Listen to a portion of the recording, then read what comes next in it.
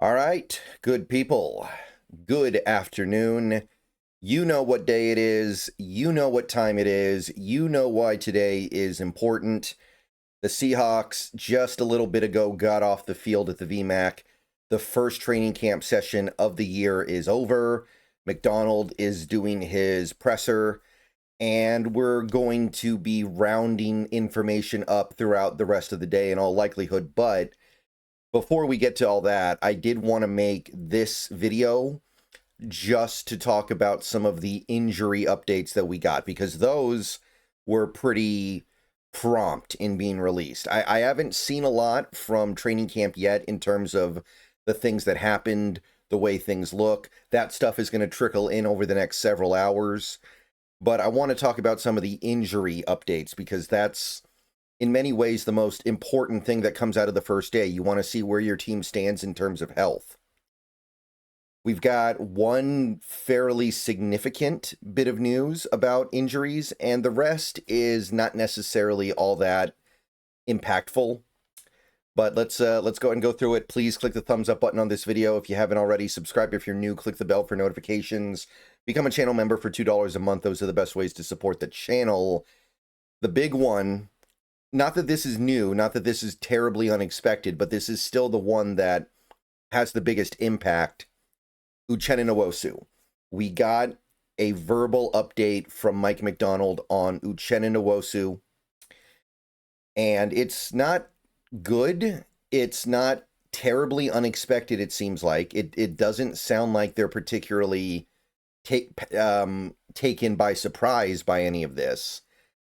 But according to Greg Bell here, and I saw this from a few other people, Uchenna Nwosu is likely to stay on the physically unable to perform list through most, if not all, of training camp, perhaps into the season. We're not necessarily close right now, is what McDonald said. Now, the good news is, this isn't Pete Carroll. If Pete Carroll said something like that, I'd assume that I'd assume that he had his leg amputated. This is McDonald saying it, so we can kind of take him a little more at face value.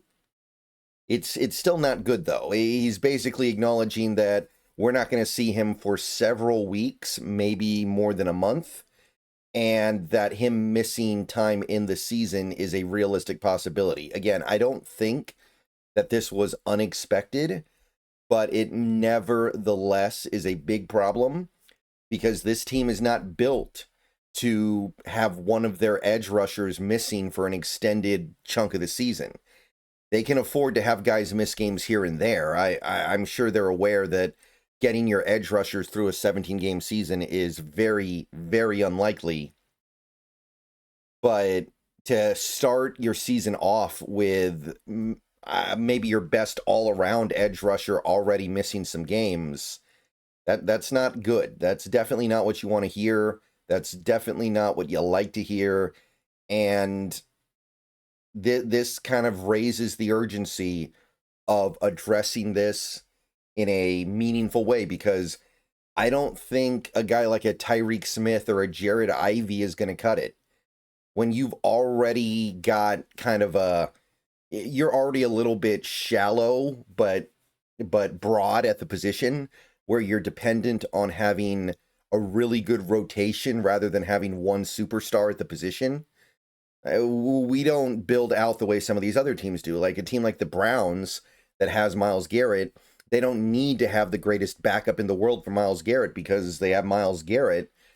But this team really needs to have their full rotation in as many games as possible, or I don't really think it's going to work that well. We talked about this the other day when the Nwosu PUP news broke. I don't feel the need to go over all of that again, but there are options out there. There are the ones that I talked about. You could trade for a guy like Kayvon Thibodeau. There are real problems there, though. A guy like Owe from the Ravens, Odafe Owe, I think is how you pronounce his name. Maybe somebody like him. These are all guys you're going to have to pay, though. And of course, I think the most appealing option is to go after Clowney, because I don't think he would be all that costly, and there's some familiarity here. But if Nwosu is going to miss the first part of the season, you probably need to do something. Mafe, Hall, and Lawrence with Again, it's probably Tyreek Smith. I don't think that's getting it done. So it is what it is. It's not surprising, but it is nevertheless a problem. The other injury updates are less significant. Jonathan Hankins got put on the NFI list today with a back injury. They will be cautious working him back. Everything I saw indicated they're just being very careful with him because he is an older player and he is someone that has a lot of miles on him. I don't get the sense that the injury is that big of a deal. I get the sense that they're just trying to not put him through too much in training camp. I'm not worried about this one also because I don't think Hankins is going to have that. I don't think Hankins is going to do that much on this team anyway. I think that he's going to pick up whatever small handful of snaps are left over when Reed, Big Cat, and Murphy are done playing their rotations. And I don't think there's going to be that much going on there. So this is certainly not a bad thing, especially this guy does not need training camp, to be clear. And we also had Shaq Griffin not practicing today, but he was sick. And it sounds like there's a good chance he'll be able to practice tomorrow. And even if he doesn't, again, it doesn't matter. This is another guy, doesn't really need training camp. And I'm not going to go ahead and speculate too much on the impact this might have on his odds to make the team. But Shaq Griffin is not a guarantee to make this team at all. And stuff like this is not going to help. I will say that. But for this team, of course, I'm not going to be worried about him being ill for the first day of camp. Should be back tomorrow. If not, should be back very soon after that. So that's really all the injury stuff we got. Everything else sounded fine. Everything else sounded good. Again, the only one that really kind of... And again, this was more of an update rather than a new thing. But the update was not what I was hoping to hear. Again, this sounds like they're already aware that there's a very good chance he misses the first game, maybe first games of the season. Not what I needed to hear. There was one other thing from Mike's presser today. Dugar kind of outlines the exchange here. Noah Fant, he gets asked about Noah Fant. Mike kind of repeats the question back. And I don't know, he sounds a little cantankerous. He sounds like he's annoyed by people asking him about Noah Fant. Why release him now? We released him a few days ago. Like, that sounds like the kind of stuff you say when you really just don't want to deal with the question. And when he was pressed, he eventually just said, I'm not going to tell you exactly why they released him.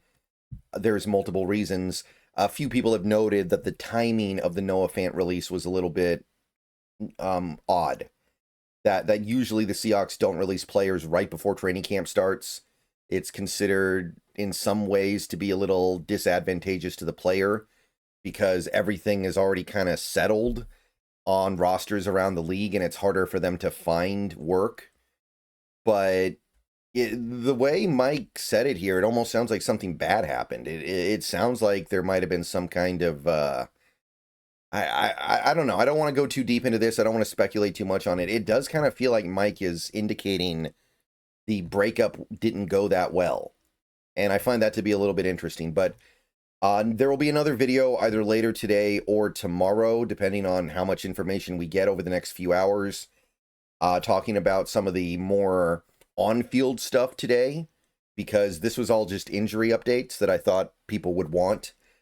But that's all we got for now. So I'll be seeing you guys soon. Go Hawks. Everyone have a great day.